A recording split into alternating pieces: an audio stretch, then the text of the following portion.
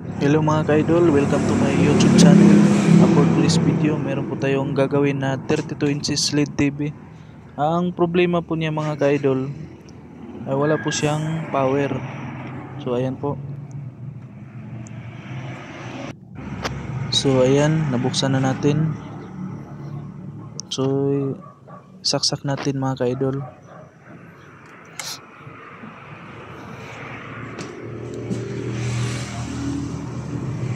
Tapos magsukat tayo ng voltahe sa secondary ng kanyang power supply. So ayun, so meron po siyang 12 volts. So ibig sabihin gumagana po yung power supply niya. 12 volts. Tapos ayan, yung supply ng kanyang backlight meron din. So lipat tayo sa inboard mga ka-idol. So ayan, ibig sabihin tumawid yung 12 volts galing power supply. So sa ganitong problema mga ka-idol, goods naman yung kanyang power supply tapos walang power. Pangalawa nating i-check mga ka-idol ay yung kanyang yung saksakan ng USB. Check natin kung meron ba siyang 5 volts o wala.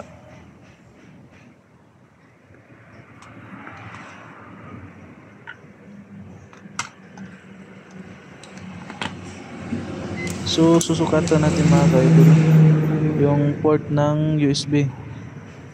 Titignan natin kung meron ba siyang 5 volts o wala.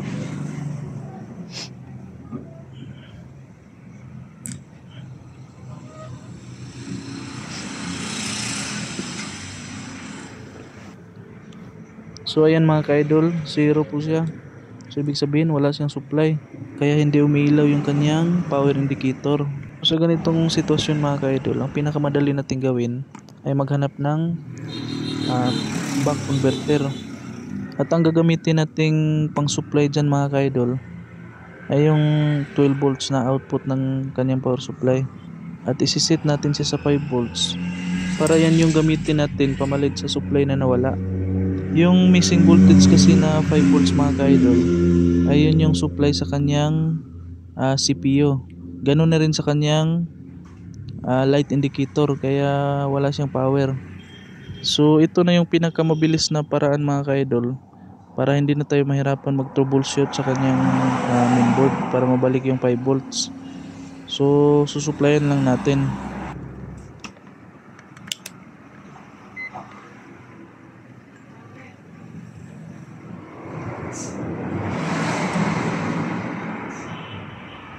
At ngayon mga ka-idol, maghanap tayo ng 12 volts para yun yung gamitin natin pang supply sa ating buck converter module.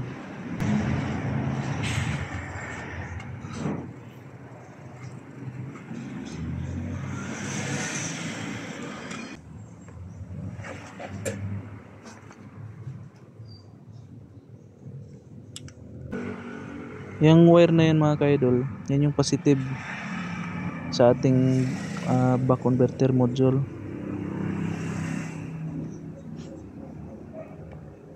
At yan naman ang negative.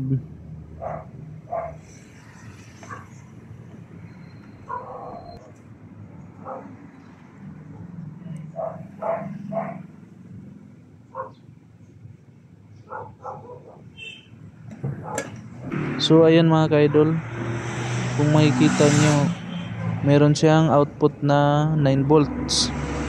So isisit natin siya sa 5 volts mga ka-idol, kasi yun yung kailangan natin na voltahe.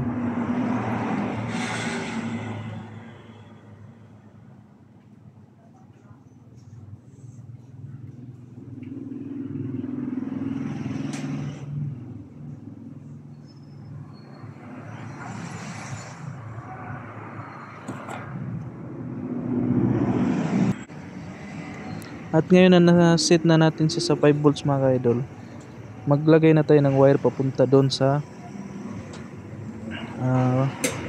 positive side ng USB port.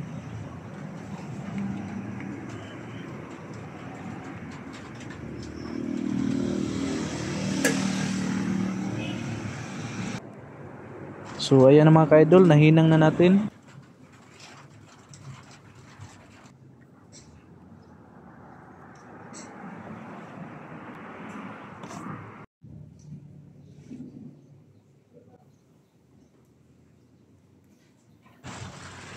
So ngayon testing na natin kung gumagana na ba. Ayun, umilaw na siya mga ka-idol.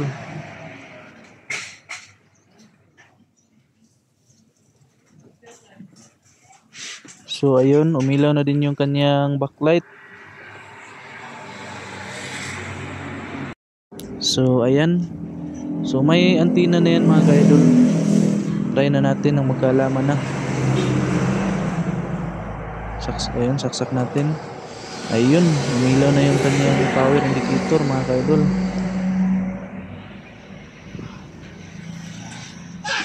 Ayun no. So okay na siya mga ka-idol. So lilinisan ko lang to bago ibalik yung takip at nang makuha na ng may-ari mga ka-idol. So maraming salamat sa panonood mga ka-idol.